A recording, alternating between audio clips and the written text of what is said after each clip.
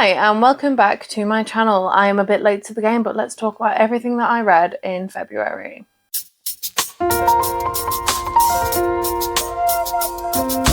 Apologies for my absence. It has been busy and then I got like a super cold. I don't know what that was, but it was rubbish. February reading.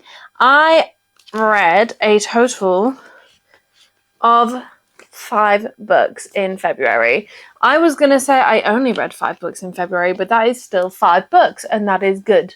So let me talk you through everything that I read. I have my book journal in front of me so I can remember my thoughts, because the moment I put a book down, it goes out of my head.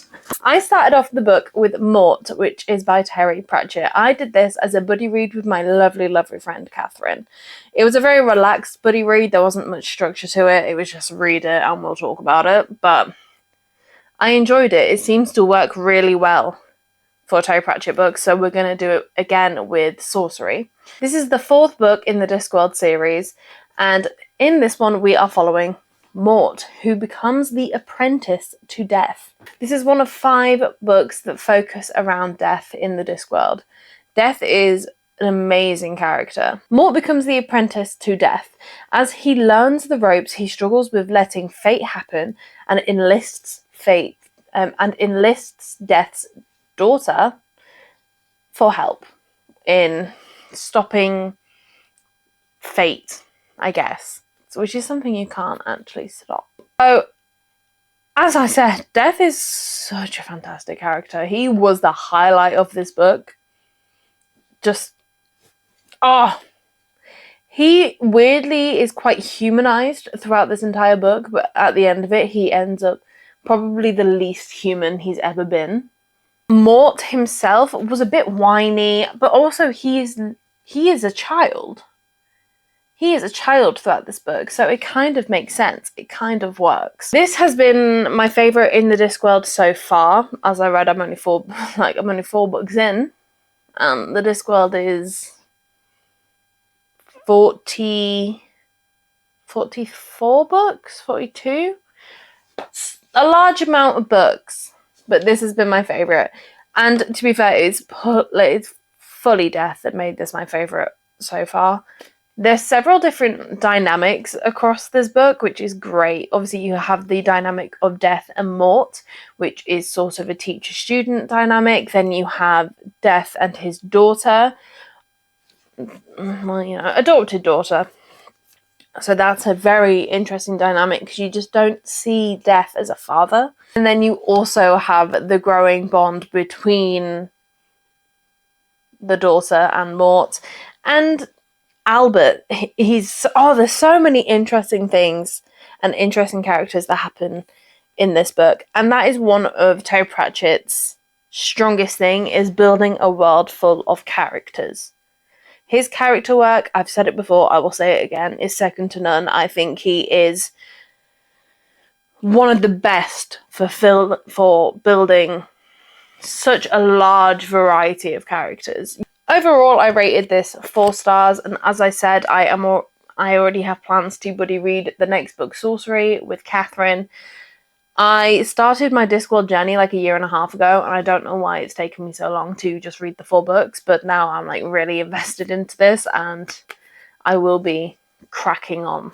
Next up, I read Two Can Play by Ali Hazelwood, and if you know me, you will know I am an Ali Hazelwood stan. I love her books. I eat them up every single time. So this one follows Viola. Viola is the lead designer at a video game company. For their next project, they need to partner up with a rival company, including her long-term crush, Jessie. They end up going on a retreat to like a ski lodge, and they get trapped there. Oh no! Let me read you the first line of chapter 2. There's no spoilers here. Everything's shit. Everything's the worst. And nothing, absolutely nothing, is peachy. If that doesn't sum up life, I don't know what bloody does. Ali Hazelwood just knows how to make her characters feel so realistic.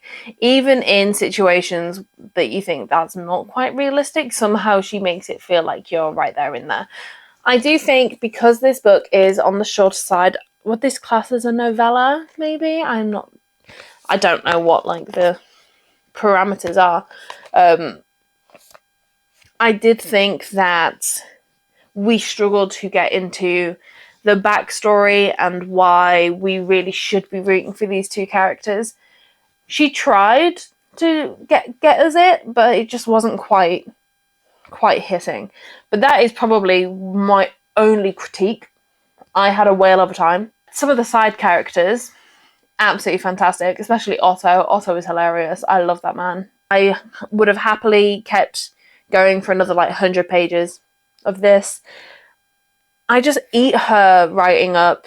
This was originally released as an audiobook only, and I'm very, very glad that they decided to print it because I don't really listen to audiobooks. So I was just going to have to live my life not hearing it. But here we are. So good work, Ali Hazelwood. I rated this 4 stars. Next up, this was a reread, and it was of the Nimona graphic novel by Noelle Stevenson. Nimona is the new sidekick to the town/world's villain, Blackheart. Nimona has the powers of a shapeshifter, so obviously he's like, damn, that's going to be helpful. And we go on the journey of their evil plans. It is such a fun time. I loved this just as much as I did the first time around. The story seems really lighthearted. You think this is going to be great, but there's so many deep moments in it as well. The artwork in it is really funky and cool. I don't know how well you'll be able to see this, but it's really, it matches the story so well. Nimona is a very complicated character, and again, I kind of feel like we don't get to spend that much time with her. I would happily spend more time. And then obviously you've got the hero of the town, but is he really a hero? Or is he just there? Because he is just a bit kind of there, but that's fine. But if you haven't read this, I really would recommend it. It's not long at all. It's like 250 pages. And once again, for the second time, I rated this 4 stars. And then we went on to my highlight of the month, which was Cursebound, by Sarah L. Arafi. I kept saying her name wrong the first time, and I'm really sorry about it. So this is the follow-on from Feybound, so I won't tell you too much about the book because spoilers for Feybound. That's not cool. But we are just continuing our journey with Lettel, Yiran, Fury, Pila, everyone's still around. Woo! This is so much better than Feybound, in my opinion anyway. Some parts during Feybound, I was like, what's this hype about? My entire time with this book, I was like, oh my god, give me more. By the end of it, I was sat there like, each character's stakes was so much higher in this book than they were in Feybound. Going into the third book, Earthbound, they're even higher. The stakes are so immensely high going into Earthbound, which comes out August or September, I believe. And I cannot wait. I'm already signed up to do a buddy read. My heart really went out to Lettel throughout this book. She was just going through the bloody ringer. She was not getting a break, bless her. And do you know what? She handled it like a pro. If that was me, I would have been on the floor, having a cry, and given up. That is why she's the character and I am not, I guess. Each single person felt very, very important, very, very vital, and the story progressed at a really good pace throughout the entire book. Like I said, I'm not going to say much about the actual plot or anything like that, because if you've not read Feybound, you need to, because then you can read this one. But just know, you will be on the edge of your seat. But I don't know if you can tell, but I did indeed rate this 5 stars. Shock, horror, I know. And then last but not least, I read Astrid Parker Doesn't Fail by Ashley Herring Blake. I always nearly say Ashley Parker Doesn't Fail. And this is technically the second, it's like a interconnected standalone to Delilah something doesn't care. I don't know. I've not read that one because I didn't realize they were interconnected. But it's okay because it still made perfect sense and it doesn't really matter. So if you just want to read this one, you can. Take it from me, you can. Anyway, so this follows Astrid, who has a huge chance at work and has to work with Jordan, who hates her design. Oh, and Astrid also may or may not have absolutely ripped Jordan a new one when Jordan accidentally spilled coffee down Astrid's favourite dress. She made Jordan cry, actually. So, you know, they don't really like each other that much. But then Jordan's got her own stakes in the work that they are going towards, and they've got to try and find a way to work together so it benefits both of them. Also, they're both hot. What do you think's going to happen? Whoa, who knows? It's a romance. Take a guess, take a guess, take a guess. But we do have, you know, it's a sapphic romance. Who doesn't love a sapphic romance? Get your gay on. I enjoyed this. It took me some time to enjoy it. Probably the first half of the book, maybe. I just wasn't that invested. Maybe whether that was because I didn't read Delilah, whatever, but I just didn't think that Jordan and Astrid connected at all.